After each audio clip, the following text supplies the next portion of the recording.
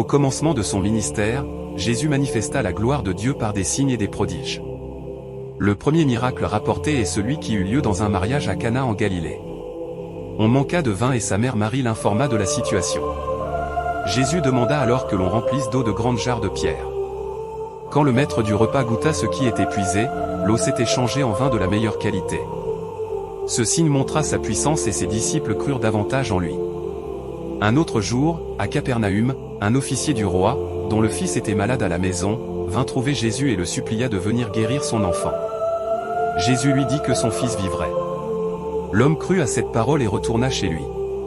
En chemin, ses serviteurs vinrent lui annoncer que son fils était rétabli. C'était à l'heure exacte où Jésus avait parlé. Dans la maison de Pierre, la belle-mère de ce dernier était couchée avec une forte fièvre. Jésus s'approcha, la toucha et la releva. La fièvre la quitta immédiatement et elle se mit à les servir. Peu après, un lépreux vint à lui en suppliant. La lèpre était une maladie qui rendait impur et isolé. Cet homme tomba à genoux et dit qu'il savait que Jésus pouvait le purifier s'il le voulait. Jésus étendit la main, le toucha et dit qu'il le voulait. L'homme fut purifié aussitôt. Un centurion romain, dont le serviteur était paralysé et souffrait atrocement, vint trouver Jésus. Il déclara qu'il n'était pas digne que Jésus entre sous son toit, mais qu'une seule parole suffirait pour guérir son serviteur. Jésus fut émerveillé par une telle foi et dit que jamais il n'avait trouvé une foi aussi grande en Israël. En cette même heure, le serviteur fut guéri. Un jour, des hommes portèrent un paralytique sur un lit. Comme la foule empêchait d'entrer, ils montèrent sur le toit, firent une ouverture et descendirent l'homme devant Jésus. En voyant leur foi, Jésus lui dit que ses péchés étaient pardonnés. Pour montrer son autorité, il ajouta qu'il se lève, prenne son lit et marche. L'homme se leva et repartit guéri sous les yeux de tous. Dans une synagogue, un homme avait la main paralysée. Les chefs religieux observaient Jésus pour l'accuser. Jésus appela l'homme au milieu et lui dit d'étendre sa main. Aussitôt la main redevint saine. 2 aveugles suivirent Jésus en criant qu'il ait pitié d'eux. Il leur demanda s'ils croyaient qu'il pouvait faire cela. Ils répondirent oui. Alors il toucha leurs yeux et leur vision s'ouvrit. Dans un autre cas, un muet possédé d'un démon fut amené. Jésus chassa l'esprit et l'homme commença à parler. Un aveugle-né fut aussi guéri. Jésus fit de la boue avec de la salive, l'appliqua sur ses yeux et lui dit d'aller se laver à la piscine de Siloé. L'homme obéit et revint voyant clair. Cela provoqua une grande controverse parmi les pharisiens, mais l'homme témoigna avec assurance que Jésus était bien l'envoyé de Dieu. À Jéricho, Bartimée, un aveugle mendiant, entendit que Jésus passait. Il cria de toutes ses forces pour être entendu malgré la foule. Jésus s'arrêta et ordonna qu'on le lui amène. Il lui demanda ce qu'il voulait qu'il fasse. Bartimée répondit qu'il voulait retrouver la vue. Jésus lui dit que sa foi l'avait sauvé et il recouvra immédiatement la vue. Jésus guérit aussi un infirme à la piscine de Bethesda qui souffrait depuis 38 ans.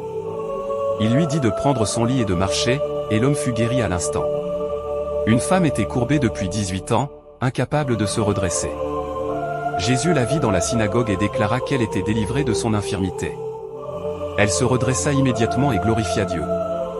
Un homme hydropique, atteint d'enflure, fut guéri un jour de sabbat. Jésus le prit, le guérit et le renvoya.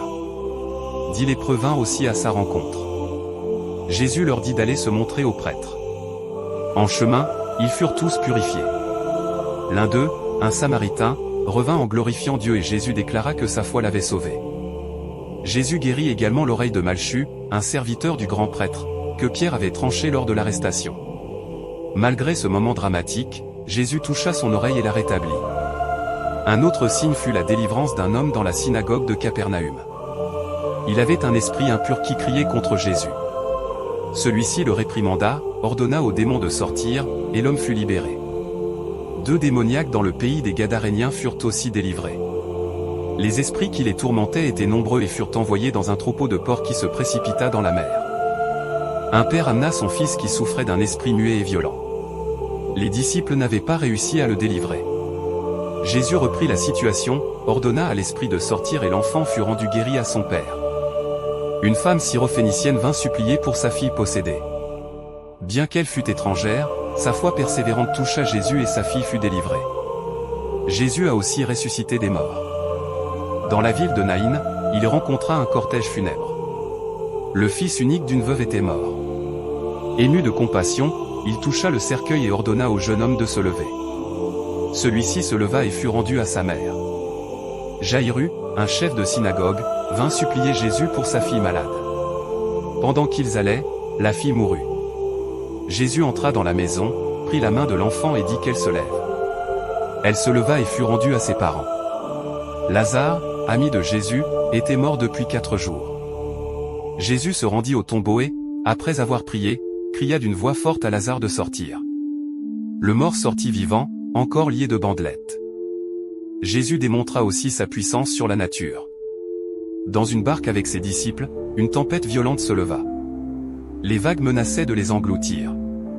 Jésus se leva, parla au vent et à la mer. Le calme revint aussitôt. Une autre fois, il marcha sur l'eau et rejoignit ses disciples effrayés. Pierre osa lui aussi marcher quelques pas sur l'eau avant de douter et de commencer à couler. Jésus le saisit et le remit dans la barque. Il fit plusieurs multiplications des pains et des poissons.